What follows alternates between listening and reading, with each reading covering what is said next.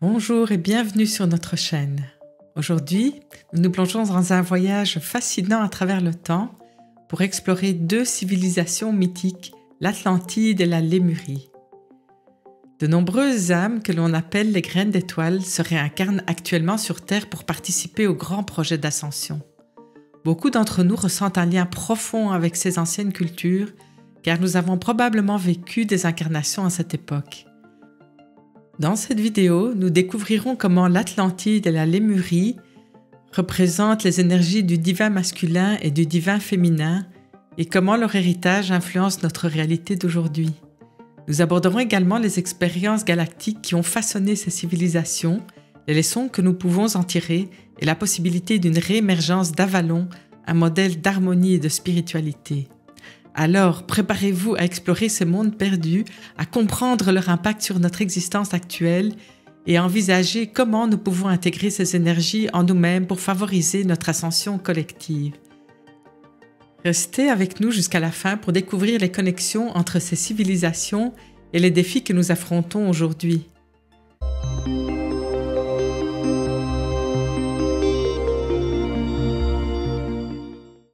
Bonjour, je suis Fanny, c'est moi qui ai fait le montage de cette belle vidéo. Bonjour, je suis Raphaëla. J'écris les textes de vos vidéos. De nombreuses graines d'étoiles ou starseeds et volontaires s'incarnent actuellement pour participer au grand projet d'ascension de la Terre. La plupart d'entre nous ressentent une résonance avec les anciennes civilisations de l'Atlantide et la Lémurie, principalement parce que nous avons eu des incarnations à ces époques. La majorité des starseeds ont choisi l'Atlantide comme point de départ sur Terre. Quelques âmes ont choisi d'avoir uniquement des incarnations en Lémurie et un très petit nombre ont choisi de s'incarner dans les deux civilisations. La plupart des starseeds se sont incarnés également en Égypte, point de convergence de la Lémurie et de l'Atlantide, mais ceci fera l'objet de notre prochaine vidéo. Les galactiques qui visitaient et colonisaient la Terre au début de son histoire pensaient que ce serait une bonne idée de développer deux civilisations majeures sur Terre qui représenteraient le concept du divin féminin et du divin masculin. Actuellement, nous nous concentrons désormais sur une intégration de ces deux énergies, principalement en réponse aux erreurs qui ont été commises sur la planète Terre dans le passé. Afin d'être complets, nous essayons actuellement d'intégrer ces deux énergies en nous sans qu'elles soient séparées à l'extérieur de nous. Certains groupes galactiques voulaient lancer une expérience sur Terre pour voir s'ils pouvaient prendre les modèles qui ont si bien fonctionné dans les autres systèmes stellaires de notre galaxie, comme les Pléiades, Sirius, Andromède et Arcturus, et appliquer ces mêmes principes dans un environnement plus condensé sur Terre. La Terre est connue sous le nom de bibliothèque vivante, elle était donc plus ou moins destinée à être un terrain d'expérimentation pour que ces concepts spirituels puissent naître et se dérouler à une échelle beaucoup plus petite. L'Atlantide a été créée pour être la représentation physique de la conscience du divin masculin, donc les âmes qui sentaient qu'elles voulaient commencer leur incarnation sur Terre pour développer davantage les qualités masculines divines ont décidé de choisir de s'incarner sur l'Atlantide. Ceux qui souhaitaient développer des expériences plus orientées vers la spiritualité ou vers le divin féminin ont plutôt choisi de commencer leur voyage terrestre en Lémurie. À l'époque de l'Atlantide et de la Lémurie, il y avait une plus grande intégration des connaissances spirituelles de haut niveau, permettant ainsi une présence plus importante d'âmes stellaires qui s'incarnaient sur Terre. C'est pourquoi, durant ces civilisations du passé, il est probable qu'il y ait eu numériquement plus de ces âmes stellaires que durant d'autres périodes où ce phénomène était moins accepté. De nombreux travailleurs de lumière croient aujourd'hui que l'intégration de ces deux anciennes civilisations et énergies dans cette chronologie entraînera la réémergence du modèle d'Avalon. Pour ceux qui veulent en savoir plus, je vous conseille d'aller voir l'épisode 1 de notre série Origine intitulée « Les fondateurs, la lyre et Vega ». Avalon n'était pas seulement un paradis utopique issu des légendes du roi Arthur de Grande-Bretagne, mais c'était à l'origine une planète paradisiaque du système stellaire de la lyre qui est finalement devenu le modèle de l'évolution humaine idéale sur Terre. C'était une conceptualisation de tout ce qui est positif et bon pour l'humanité.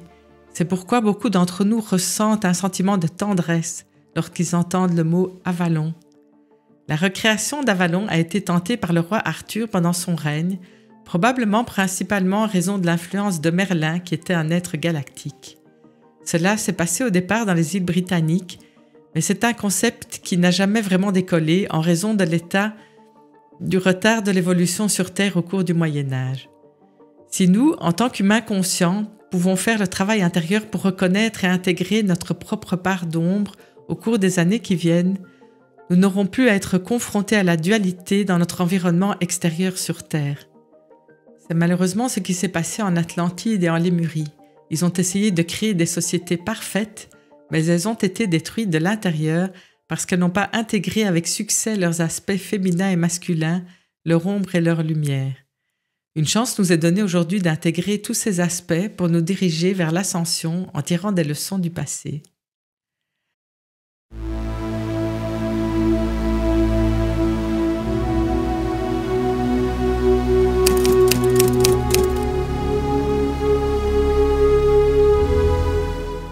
Nous allons vous présenter la Lémurie.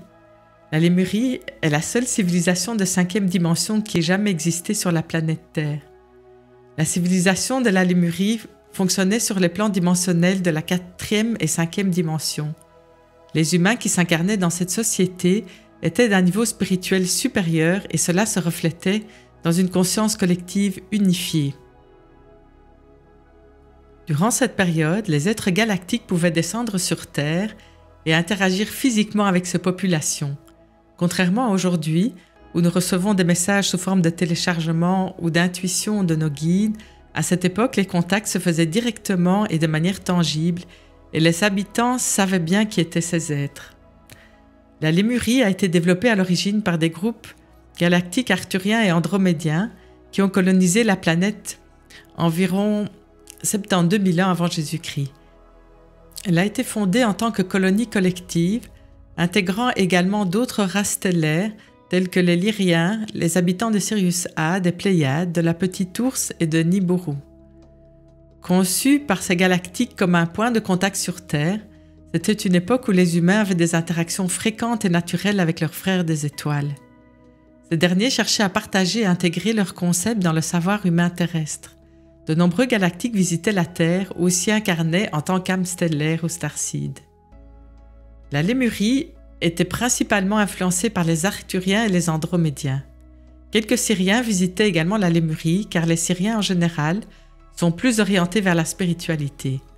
Actuellement, l'influence andromédienne s'étend davantage en Asie du Sud-Est, tandis que l'influence arthurienne se retrouve plutôt en Nouvelle-Zélande et en Australie. Certaines cultures d'Asie du Sud-Est ont été marquées par l'héritage de la Lémurie. La Lémurie, en tant que lieu physique, était située comme un grand continent dans l'océan Pacifique et avait un climat tropical semblable à celui des îles du Pacifique d'aujourd'hui. Si l'on observe l'océan Pacifique, ce continent se situait quelque part entre Hawaï, aux alentours de la région où se trouvent les îles Fidji. Il était au centre de l'océan Pacifique, mais probablement plus proche de l'Asie du Sud-Est. Imaginez des plages splendides bordées de palmiers où la vie est paisible. Ce lieu a été conçu pour permettre aux humains de découvrir, d'explorer et de développer leur spiritualité. C'était une culture magique qui explorait l'imagination d'êtres évolués de cette époque à travers le temps des rêves et les voyages interdimensionnels et astraux. C'était le temps du rêve. En ce temps-là, les âmes apprenaient à se connecter à leur version supérieure à travers leurs rêves et des pratiques rituelles. Les Lémuriens étaient un peuple très spirituel, très orienté vers la spiritualité, mais avec très peu de technologie. Ils cherchaient à accomplir tout cela sans technologie, ou du moins sans une technologie avancée. Si vous retourniez à cette époque en Lémurie, vous pourriez penser qu'il s'agissait d'une société très primitive avec leurs petites embarcations de pêche et leurs outils rudimentaires. Pourtant, ces gens étaient très évolués sur le plan spirituel et ils travaillaient avec les énergies. Ils pouvaient utiliser la puissance de leur esprit pour créer leur réalité. Ce que la Lémurie nous a enseigné, c'est que la technologie n'est pas nécessaire, elle est agréable à avoir, mais tout peut être accompli simplement par la force de la pensée et de l'intention. À cette époque, les humains avaient davantage d'interactions avec les êtres aquatiques et tous les animaux en général. Ils pouvaient communiquer avec eux de manière télépathique. C'était sans doute l'endroit le plus proche du paradis sur Terre. Bien qu'ils ne l'appelèrent pas Avalon, car ce n'était pas une société lérienne, Cette culture possédait néanmoins des aspects semblables à ceux d'Avalon. Malheureusement, la Lémurie fut détruite par l'Atlantide vers 31 000 avant Jésus-Christ lors d'une grande guerre. Les Lémuriens, avec leur technologie limitée, ne pouvaient pas rivaliser avec la technologie avancée des Atlantes. En Lémurie, ils ne ressentaient pas le besoin de développer des technologies car ils pouvaient tout manifester énergétiquement. Ils pensaient donc qu'ils n'avaient pas besoin d'armes, de navires de guerre ou de défense militaire. Cela les a conduits à leur chute, car lorsqu'ils furent attaqués par les Atlantes, ils n'avaient aucun moyen de se protéger et la plupart d'entre eux périrent. Il s'est passé exactement la même chose qu'avec les Lyriens lorsqu'ils avaient été attaqués par les Draconiens lors des guerres lyro-draconiennes. Certains Lémuriens ont survécu et ont emporté avec eux certains de leurs secrets. Le mont Shasta est l'un des lieux où se trouve un ancien bastion secret lémurien, et il y a également d'autres endroits sur Terre autour de la ceinture du Pacifique où des technologies lémuriennes sont encore dissimulées. Après la chute de la Lémurie, la Terre est passée de la 5e à la 3e dimension et elle s'y trouve encore aujourd'hui. On peut encore découvrir des vestiges de la culture lémurienne dans les îles hawaïennes, les îles Fidji, l'île de Pâques, la Nouvelle-Zélande, ainsi que dans certaines parties de l'Australie. En visitant ces lieux, vous pourrez ressentir les hautes vibrations de la Lémurie.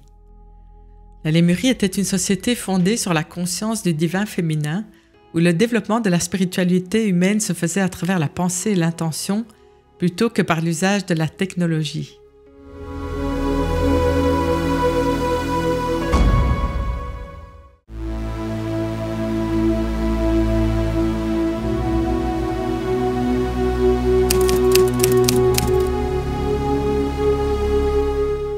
Vers 57 600 avant Jésus-Christ, l'Atlantide fut fondée par les Pléiadiens qui avaient quitté la Terre avant la chute de la Lémurie et avaient choisi de revenir. D'autres groupes stellaires ayant influencé l'Atlantide provenaient d'Andromède, de Nibiru, d'Aldébaran, d'Altaïr et de la constellation du Sagittaire. Tous ces colons étaient pour la plupart des humanoïdes respirant de l'oxygène. L'Atlantide, en tant que lieu physique, était située dans l'océan Atlantique, près de l'Europe et de l'Afrique. C'est ainsi que de nombreux survivants atlantes qui ont échappé aux guerres se retrouvèrent en Égypte. L'Atlantide était une culture orientée vers la conscience du divin masculin et qui était fortement basée sur le culte du dieu de la mer Poséidon. Ils considéraient Poséidon comme l'un des fondateurs, voire le fondateur de l'Atlantide. Il était fort probablement un être galactique qui a joué un rôle dans la création de l'Atlantide et il a été élevé ensuite au statut de dieu de la mer. L'Atlantide a commencé comme une civilisation magnifique qui avait le meilleur de tout sur le plan spirituel et technologique. Elle mettait en avant des aspects positifs des qualités masculines divines qui sont plus tournées vers l'extérieur, axées sur la technologie et dotées de compétences en leadership. C'était autrefois un endroit magnifique, axé sur la technologie, mais c'était aussi une société de haute dimension, influencée fortement par les Pléiades. Il possédait des technologies bien au-delà de ce que nous pouvons imaginer aujourd'hui, comme la capacité de faire léviter des objets en utilisant des fréquences sonores.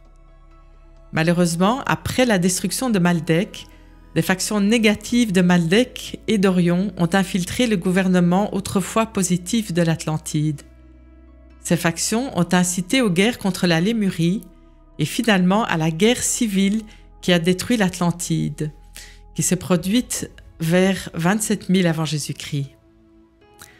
Dans les anciennes mythologies, on entend parler de grandes créatures, de monstres, comme par exemple le Minotaure en Crète. Ces êtres étaient des vestiges d'expériences qui ont eu lieu en Atlantide. Initialement, l'intention était bonne, mais comme souvent, ces expériences ont été poussées trop loin. Au départ, l'idée était sans doute innocente.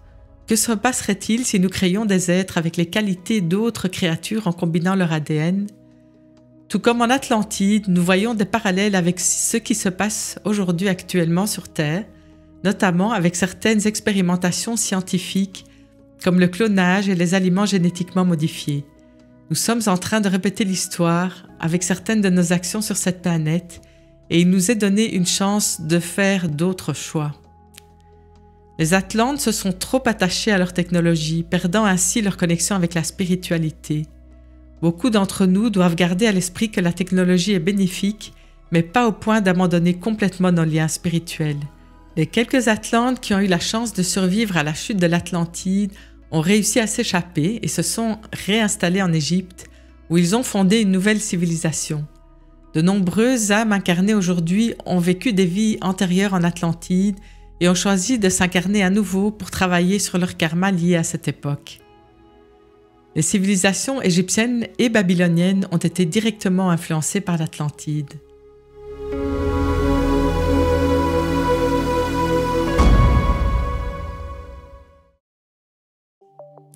Merci d'avoir exploré avec nous les mystères de l'Atlantide et de la Lémurie. Nous avons vu comment ces civilisations anciennes, ancrées dans les énergies du divin masculin et du divin féminin, continuent de résonner en nous aujourd'hui. En intégrant les leçons de ces sociétés disparues, en trouvant l'équilibre entre technologie et spiritualité, nous avons l'opportunité de réécrire notre propre histoire, d'apprendre de nos erreurs passées et de travailler vers une ère nouvelle d'harmonie et de spiritualité. La réémergence d'Avalon n'est pas seulement un rêve, mais une possibilité que nous pouvons réaliser ensemble en unissant nos forces et en intégrant nos ombres et nos lumières. Si cette exploration vous a inspiré, n'hésitez pas à liker, partager et vous abonner pour ne pas manquer nos prochaines vidéos. Vous pouvez également laisser vos réflexions et questions en commentaire ci-dessous. À très bientôt pour notre prochain épisode où nous irons explorer les mystères de l'Égypte.